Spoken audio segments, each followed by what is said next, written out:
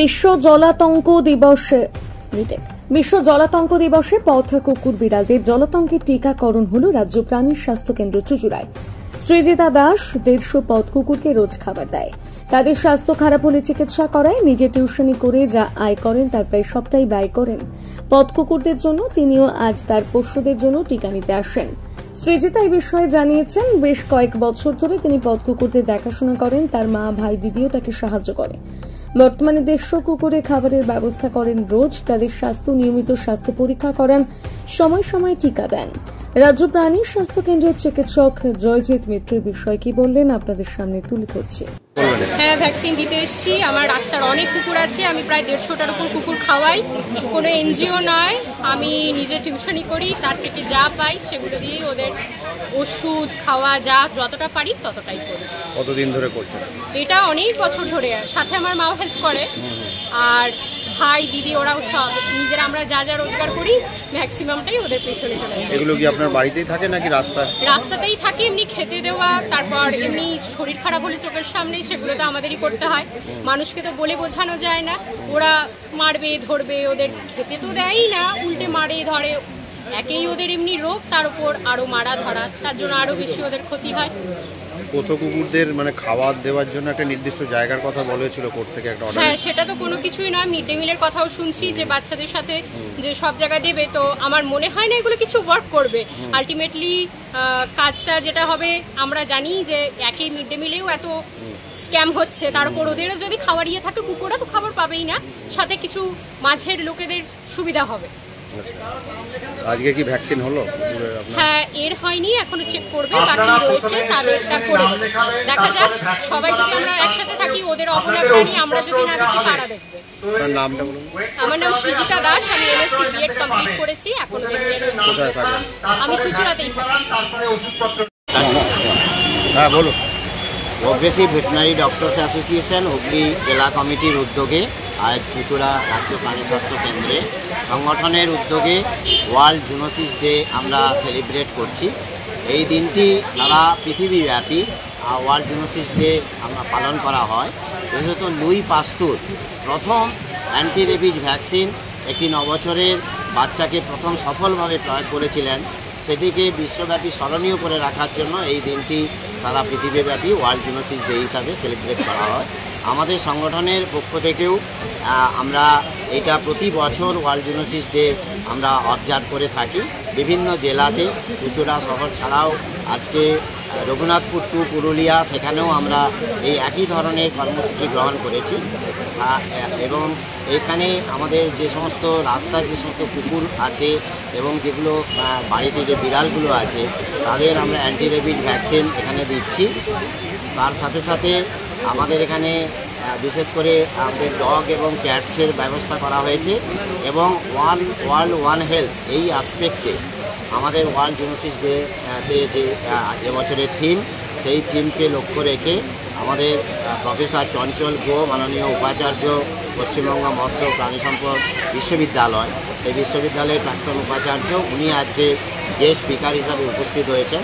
আমাদের যারা সদস্যদের কাছে উনি আজকে ওয়ার্ল্ড জুনোসিস ডে উপলক্ষে সায়েন্টিফিক সেমিনার দেবেন। সেখানে আমাদের যে সমস্ত ডিজিজগুলো পশু থেকে মানুষে সংক্রামিত হয় সেই সম্পর্কে আলোকপাত করবেন এবং সার্বিকভাবে আমার মানুষের মধ্যে সচেতনতা বৃদ্ধির লক্ষ্য নিয়ে আমরা এই ওয়ার্ল্ড জুনোসিস ডে আগামী দিনেও এটা অবজার্ভ করে থাকবো সংগঠনের তরফ থেকে। এইটুকুই আজকের এই কর্মসূচির উদ্দেশ্য। আজকের টার্গেট আমাদের 200। এখন পর্যন্ত 75টি কুকুর এবং বিড়ালের অলরেডি অ্যান্টি রেবিজ ভ্যাকসিনেশন হয়ে গেছে। প্রাণী স্বাস্থ্য পরীক্ষাও চলছে। আমরা সারাদিন ব্যাপী এই কর্মসূচিটা চলবে। আমাদের টার্গেট আছে 200। নামটা একটু? আমি ডক্টর চয়ন ভট্টাচার্য, সাধারণ সম্পাদক, progressive veterinary doctors association. Zoonosis day 1885 খ্রিস্টাব্দে লুই পাস্তুর এই দিনে অ্যান্টি রেবিজ ভ্যাকসিনটা একটি 9 বছরের বালকের উপর সাকসেসফুলি প্রয়োগ করা হয়েছিল। সেই দিনটিকে স্মরণ করে রাখার জন্যই এই দিনটাকে ওয়ার্ল্ড জুনোসিস ডে হিসেবে পালন করা হয়। যে সমস্ত রোগ পশু থেকে মানুষে এবং মানুষ থেকে পশুতে যায় তাদেরই বলা হয় জুনোটিক ডিজিজ। তার অন্যতম হচ্ছে রেবিস বা জলাতঙ্ক। এই রোগ হয়ে গেলে কিন্তু কোনো চিকিৎসা নেই, সেই জন্য পাগলা কুকুরে কামড়ালে সঙ্গে সঙ্গে টিকা দেওয়া হয়। সেটা হচ্ছে 0, 3, 7, 14, 28 এই ফুল কোর্স হচ্ছে 5 দিন জলাতঙ্ক রোগের টিকা দিতে হয়।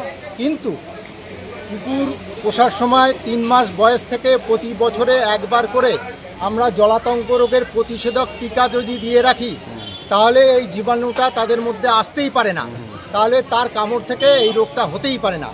তাহলে এইভাবেই আমরা টিকাকরণটা জরুরি, টিকাকরণটাই সবচেয়ে জরুরি এবং তার সাথে জন্ম নিয়ন্ত্রণটাও জরুরি। তাহলে আমরা ওয়ার্ল্ড হেলথ অর্গানাইজেশন আমাদের যে টার্গেটটা দিয়েছে, কুকুরের কামড়জনিত জলাতঙ্ক থেকে আমরা রক্ষা পেতে পারবো, আমাদের টার্গেট হচ্ছে 2030।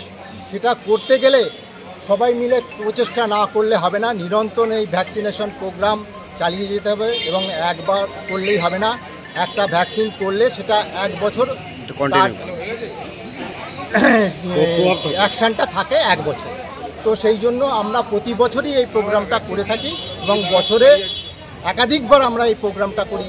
এবার আজকে হয়তো কেউ আনতে পারেনি, আবার ওয়ার্ল্ড রেবিস ডে 28 সেপ্টেম্বর সেদিনও আমরা করব।